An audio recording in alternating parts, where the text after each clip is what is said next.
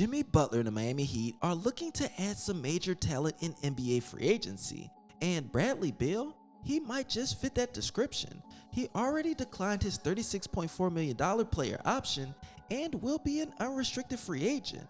Just last season, he was able to average 23.2 points, 4.7 rebounds, and 6.6 assists per game, while shooting 45.1% from the field and 30% from three-point range. As we all know, Bradley Beal can flat out just score the basketball. Even though he isn't that great on the defensive side, we know that in a playoff situation, he will be our go-to guy alongside Jimmy Butler. From a money perspective, the Washington Wizards would be favorites to re-sign Beal just off the fact that they can offer him 5 years, $250 million.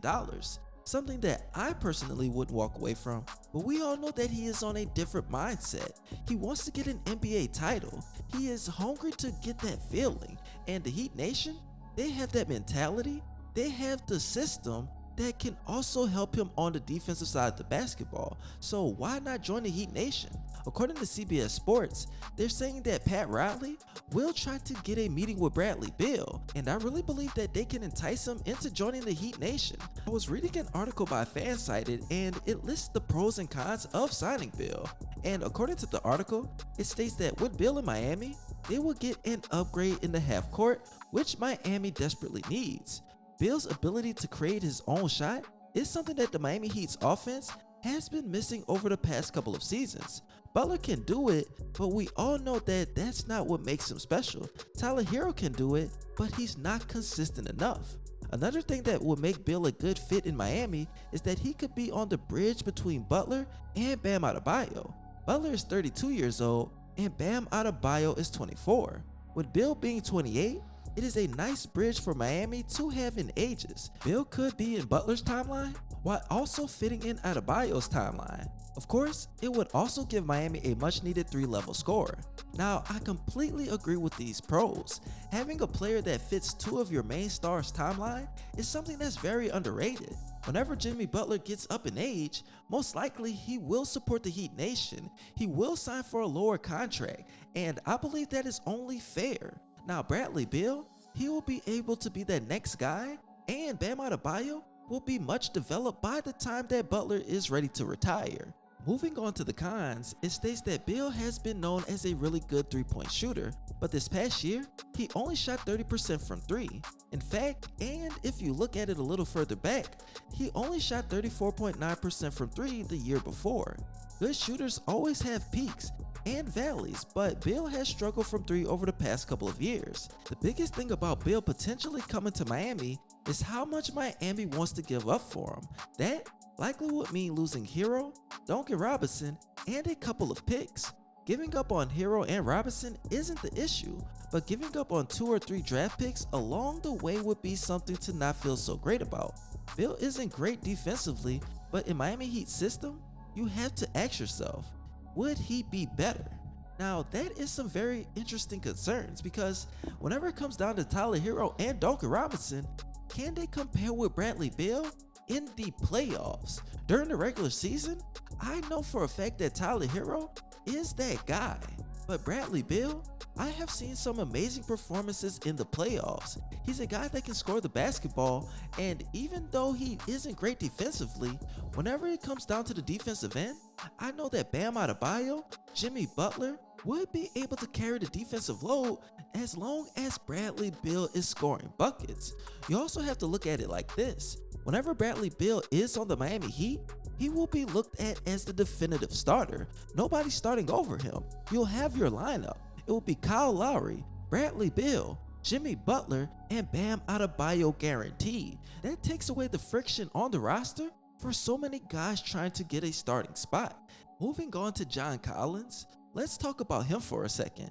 He's playing with the Atlanta Hawks right now, but it's reported that he is frustrated with the organization. He's tired of being in constant trade rumors. At this point, I wouldn't say most likely, but I'm almost guaranteeing that he will be traded. Last season for the Atlanta Hawks, he averaged 16.2 points, 7.8 rebounds, and 1.8 assists per game, while shooting 52.6% from the field and 36.4% from three-point range. Now, he does have some good numbers, and according to Bleacher Report, They have an article titled John Collins Rumors, Hawks Remain Engaged with Teams After the DeJounte Murray Trade. That's something that's pretty interesting because Yahoo Sports put out their own article stating that the market for John Collins has dwindled down. It states that from talking with people since the draft, it seems like the market for Collins has decreased quite a bit. Now, I'm not really sure who's interested in him. That's a strong statement just off of the fact that I'm pretty sure you can get him on a bargain deal. They already got DeJounte Murray and they gave up some draft picks. So why not move on from Kevin Huerter, get some draft compensation, then get Duncan Robinson and get some compensation and draft picks as well? That sounds like a win-win for both teams. Now it might not happen just off the fact that they are competition, so we might just have to probably put that on the back burner. But you guys tell me what you think in the comment section. Should the Miami Heat go after either Bradley Beal or John Collins? For me, I think that they should go after Bradley Beal just off the fact that they need a consistent scorer. He will be a definitive 1 or 2 option on that side of the basketball. Whenever it comes down to John Collins, I believe that he will be a great fit alongside Bam Adebayo and the modern day NBA whenever it comes down to bigs. They'll be able to terrorize people with their energy and defensive effort. Now before I head out you guys, I do have 2 more questions, but first, make sure you follow me on both of my Instagram pages. Once I reach 1100 followers, I will be giving away an NBA jersey of your choice, and make sure you follow me on my ScottyIce Miami channel. I'll be posting consistent content, and I just posted a video an hour ago, so make sure you smash that like button on this video, smash that subscribe button, because you don't want to miss any more Miami Heat news. Now the questions that I have for today is 1. Who do you think would be the best option for the Miami Heat in NBA free agency? Do you think that they should either sign players or try to get a sign and trade deal for another player like Bradley Beal or Jalen Brunson? I believe that Bradley Beal should be the main option for the Miami Heat, just off the fact that whenever it comes down to centers in the game, there's a lot of guys that can fit into the Miami Heat system. In the video on my Miami Heat page, I was stating Mo Bamba, if he doesn't get a really good offer, could sign to a minimum deal just to wait for next year's free agency.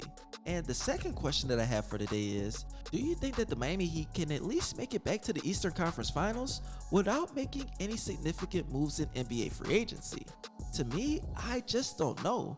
They're losing Victor Oladipo and most likely PJ Tucker. So if you don't have those 2 guys and the Philadelphia 76ers and Milwaukee Bucks are getting better, I just don't know what to say. What do you guys think about Dante DiVincenzo? I believe that he can be a 2-way player that would probably not be as good as Bradley Beal, but he can take that approach on the defensive end for the Miami Heat. But you guys let me know what you think in the comment section. But as always, don't forget to smash that like button, smash that subscribe button, and as always, this your boy ScottyIce, aka Baby Bron, and you already know, I'm out.